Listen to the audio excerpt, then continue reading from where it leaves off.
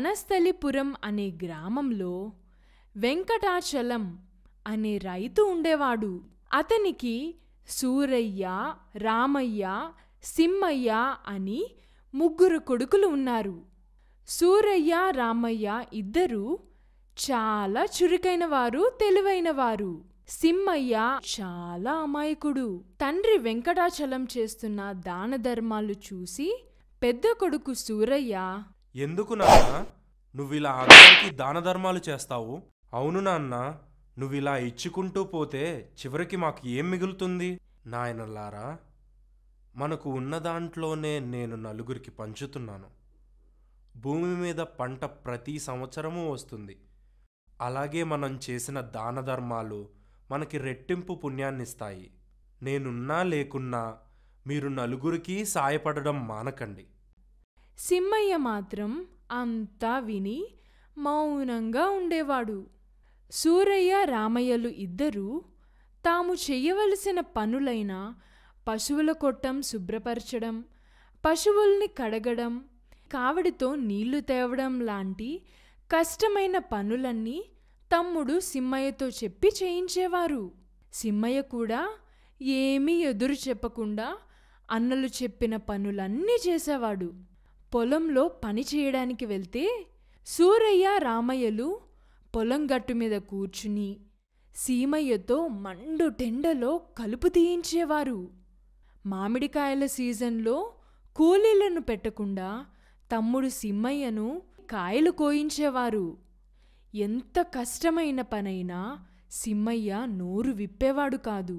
కొద్ది రోజులకు తండ్రి వెంకటాచలం జబ్బుతో మంచాన పడ్డాడు. ఎన్ని మందులు వాడినా అతని వ్యాధి ఏమిటో అంతు చిక్కలేదు. ఒకరోజు వైద్యుడు రామయ్య, సూరయ్యలను పక్కకు పిలిచి, వైద్యుడిగా నేనిలా చెప్పకూడదు, కానీ మీ తండ్రి గారి జబ్బేమిటో అంతు చిక్కడం లేదు. ఎన్ని మందులు వాడినా ఫలితం కనిపించడం లేదు.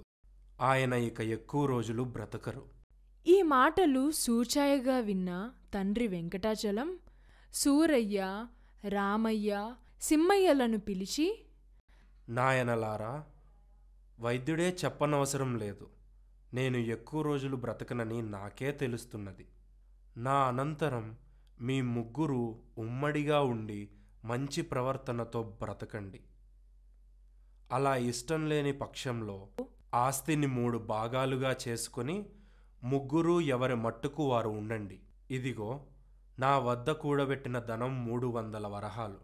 ముగ్గురికి తలో 100 వరహాలు ఇస్తున్నాను అని ముగ్గురికి 3 మూటలు ఇచ్చాడు. ఆ తరువాత 2 రోజులకే వెంకటాచలం మరణించాడు.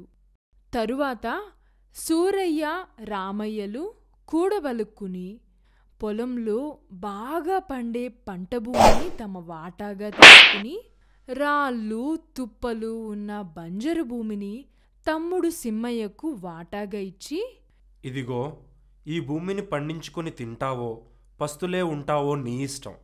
ఇల్లు కూడా మా ఇద్దరి వాటా. ఈ గొడ్ల చావిడే నీ వాటా అని సిమ్మయ్యని గొడ్ల చావడిలోకి పంపించేశారు. అమాయకుడైన సిమ్మయ్య ఏమీ మాట్లాడలేదు. రోజూ తన వాటాగా వచ్చిన బంజరు భూమికి వెళ్ళి పార, గుణపంతో రాళ్ళని, తుప్పలని కొడుతూ బీడును బాగుచేయడం ప్రారంభించాడు. సూరయ్య, రామయ్యలు ఇద్దరూ మంచి అమ్మాయిలను చూసి పెండ్లి చేసుకుని విలాసంగా గడపసాగారు.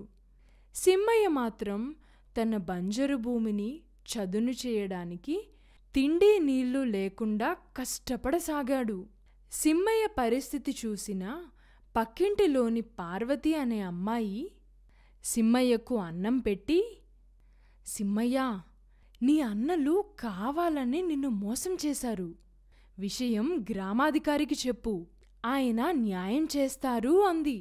అందుకు సిమ్మయ్య, పోనీలే పార్వతి, ఎవరి పాపం వారిది. కష్టపడుతున్నందుకు నాకు ఏదో రోజు ఫలితం దక్కకపోదు. పార్వతి అతనికి ప్రతిరోజు బంజరులోకి అన్నం, నీళ్లు తీసుకువెళ్ళి ఇచ్చేది. సిమ్మయ్య అనుకున్నట్టుగానే అతని కష్టానికి తగ్గ ఫలితం దక్కింది.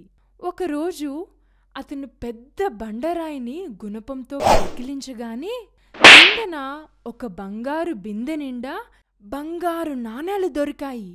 బంగారు నిధి దొరికినందుకు సిమ్మయ్య పార్వతి కూడా సంతోషించారు.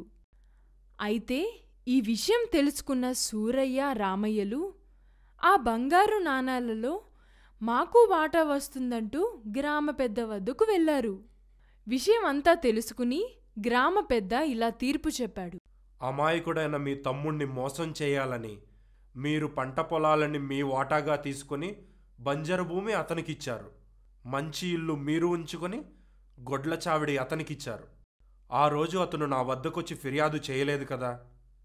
తను ప్రాప్తం అంతే అని కష్టపడ్డాడు. అతని కష్టానికి తగిన ఫలితం ఆ దేవుడిచ్చాడు. ఆ నిధి అతని ఒక్కడికే సొంతమవుతుంది. సిమ్మయ్య సంతోషంగా పార్వతిని పెళ్లి చేసుకుని తన గొడ్ల చావిడిలోనే మంచి ఇల్లు కట్టుకుని బంజరు భూమిని పంట భూమిగా మార్చుకుని కలకాలం సుఖంగా జీవించాడు. మళ్ళీ మరో మంచి కథతో కలుద్దాం.